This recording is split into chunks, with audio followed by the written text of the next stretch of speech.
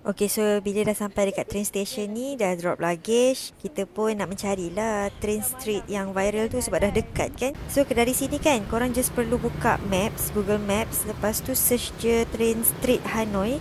Jalan kaki je daripada train station tu. Lepas tu straight je sampailah kat train street tu. Nanti memang kat sana kan ada orang yang akan guide kita untuk pergi dekat dia punya cafe lah. Tapi bagi aku lah, doesn't matter pun. Sebab yelah, kau duduk situ nak tengok train tu kan, why not order je drink kat sana kan. So ya, jalan-jalan dulu dekat area sini. Kalau korang nak tengok setiap cafe ni, korang boleh lah jalan sampai ujung tu. Tapi kita orang malas sebab bawa budak-budak. So end up aku duduk je dekat cafe ni.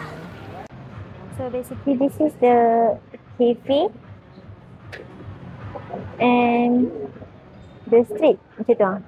So kan kalau korang tengok kat sini, dia ada lah letak macam platform-platform supaya korang boleh berdiri untuk ambil gambar.